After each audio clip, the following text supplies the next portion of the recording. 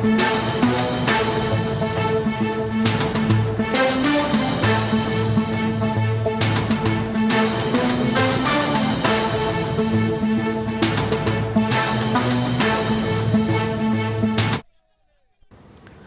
News. Mummidivaram నియోజకవర్గం తాళ్లరేవు మండలం ప్రభుత్వాసుపత్రిలో దారుణ ఘటన చోటు చేసుకుంది. డాక్టర్లు అందుబాటులో లేకపోవడంతో నర్సులు డెలివరీ చేశారు. దీంతో శిశువు ప్రాణాలు కోల్పోయింది. వెంకటయ్యపాలెంకు చెందిన చెక్క మాధురి నెలలు నిండడంతో పురుడు పోసుకోవడానికి ప్రభుత్వ ఆసుపత్రికి వచ్చింది. డాక్టర్లు అందుబాటులో లేకపోవడంతో స్వీపర్ డెలివరీ చేసింది. అయితే పుట్టిన శిశువు ప్రాణాలు కోల్పోవడంతో బాధితురాలి కుటుంబ సభ్యులు ఆందోళనకు దిగారు. బాధ్యులపై కఠిన చర్యలు తీసుకోవాలని డిమాండ్ చేశారు.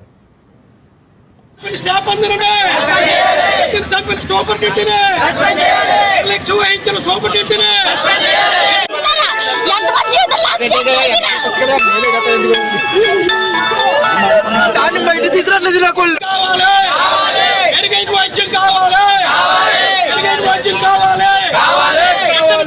స్టాఫ్ అందరూ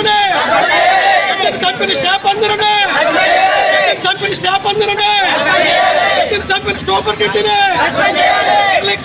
సూపర్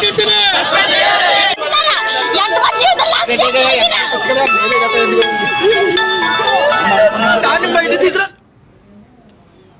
ముమ్మిడివరం నియోజకవర్గం తాళ్లరేవు మండలం ప్రభుత్వ ఆసుపత్రిలో దారుణ ఘటన చోటు చేసుకుంది. డాక్టర్లు అందుబాటులో లేకపోవడంతో నర్సులు డెలివరీ చేశారు. దీంతో శిశువు ప్రాణాలు కోల్పోయింది. వెంకటయ్యపాలెంకు చెందిన చెక్క మాధురి నెలలు నిండడంతో పురుడు పోసుకోవడానికి ప్రభుత్వ ఆసుపత్రికి వచ్చింది. డాక్టర్లు అందుబాటులో లేకపోవడంతో స్వీపర్ డెలివరీ చేసింది. అయితే పుట్టిన శిశువు ప్రాణాలు కోల్పోవడంతో బాధితురాలి కుటుంబ సభ్యులు ఆందోళనకు దిగారు. బాధ్యులపై కఠిన చర్యలు తీసుకోవాలని డిమాండ్ చేశారు.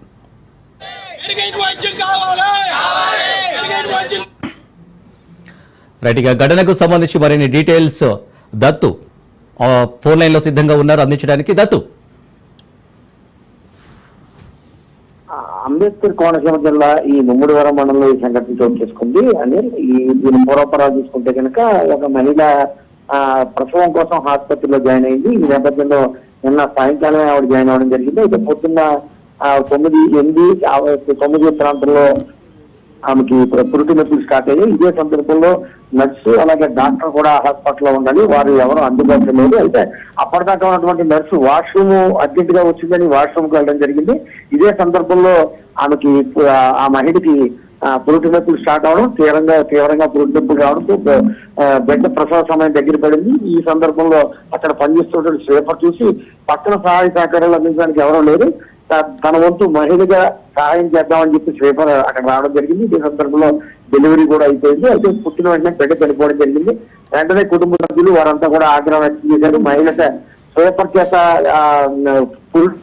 దానికోసం బిడ్డ చనిపోయినట్టు పెద్ద ఎత్తున వారు ఆందోళన చేస్తారు. మరోవైపు డాక్టర్లు అయితే మాత్రం మేము వాష్రూమ్ వచ్చిందని చెప్పి వాష్రూమ్ లోకి వెళ్ళడం జరిగిందని చెప్తారు.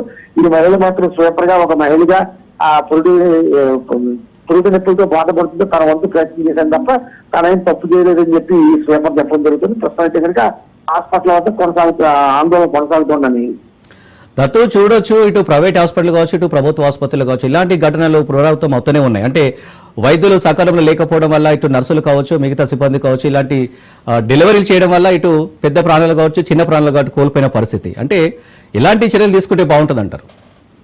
ఖచ్చితంగా ఇప్పుడు ఈ వైద్యుల నిర్లక్ష్యం ఖచ్చితంగా ఉంది. ఏదైతే డెలివరీ కోసం మహిళ హాస్పిటల్ కేరింగ్ ఉంటుంది, కంటిన్యూ నర్సులు 24/7 వారిని అబ్జర్వ్ చేయాలి.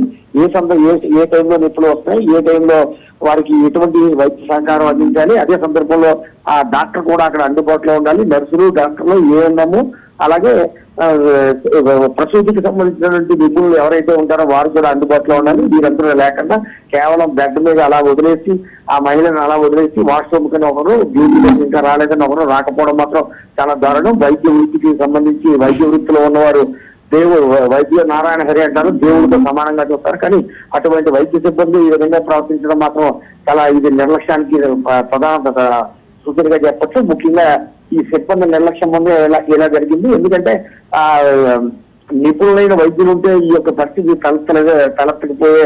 తలెత్తే అవకాశం ఉండకపోవచ్చు. ప్రస్తుతం కుటుంబ సభ్యులు వైద్యుల నిర్లక్ష్యం వల్లనే పన్నెండు బిడ్డ చనిపోయింది ఆందోళన వ్యక్తం చేస్తారని.